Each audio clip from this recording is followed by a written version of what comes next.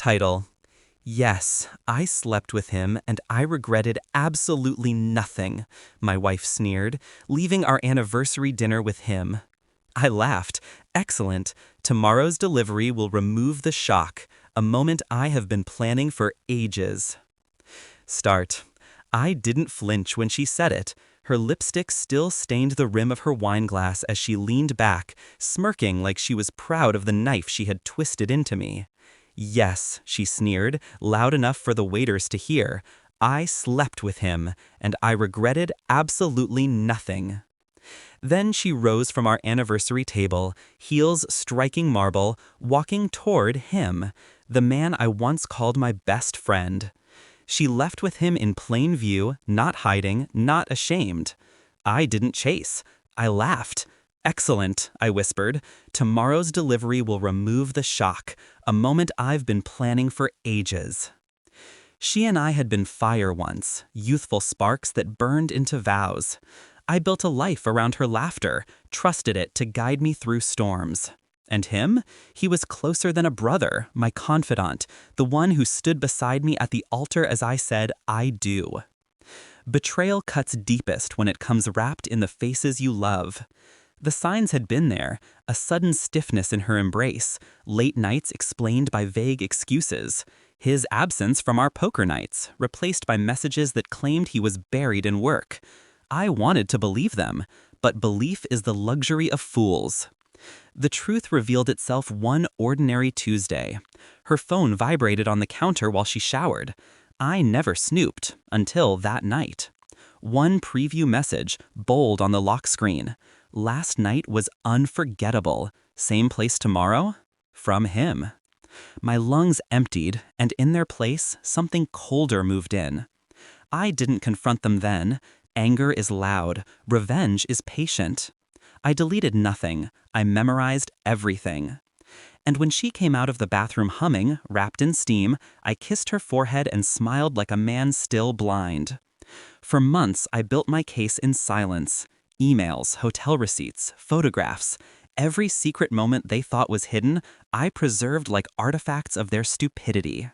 I transferred assets quietly, moved joint accounts into structures she couldn't touch, contacted lawyers who owed me favors. My will, my investments, my business shifted piece by piece into my sole control.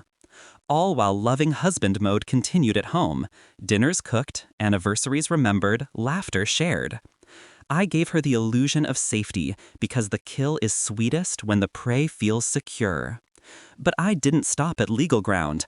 I wanted their fall to be complete. So I made sure he received certain opportunities, ones too good to refuse. Business introductions, meetings with people who could fast-track his ambitions. All of it orchestrated by me.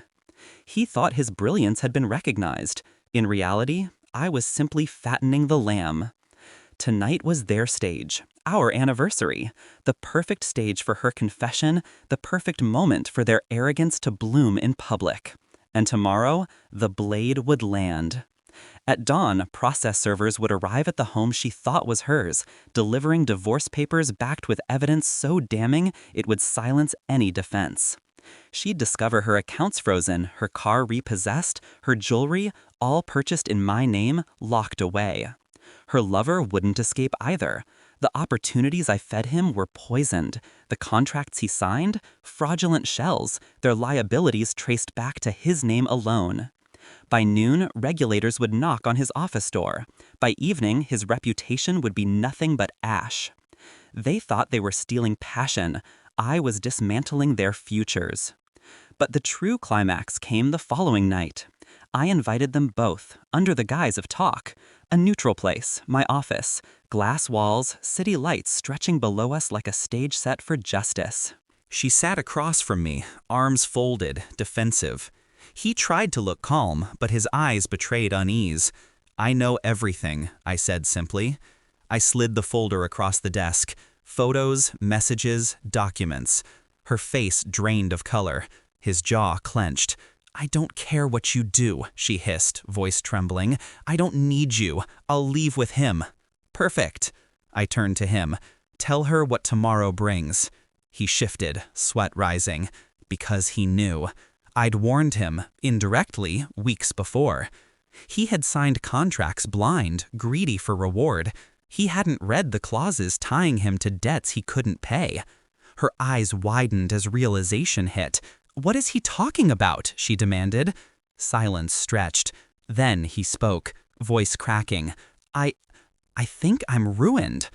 She looked between us, the mask crumbling. "You dragged me into this?" I stood, adjusting my cuffs.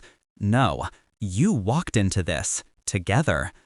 By the end of that week, she was begging, not for love, but for survival. Homeless, stripped of status, her new partner a sinking ship pulling her down with him. I gave her nothing, not anger, not forgiveness, only silence. The world devoured them with the same cruelty they had shown me. Now I sit alone at the same table where she once sneered at me, a glass of wine untouched. Do I regret it? Not for a moment. Love had blinded me once. Betrayal sharpened my vision. They thought they stole something precious from me, but what they truly stole was the mask that kept them safe. I let them believe they were hunters. All along, they were prey. And when I laugh now, it is not at the memory of her betrayal. It is at the perfection of their fall. Justice isn't always served in courtrooms. Sometimes it's delivered in silence behind careful smiles until the moment comes when the trap slams shut. I gave them that moment, and I savored every second of it.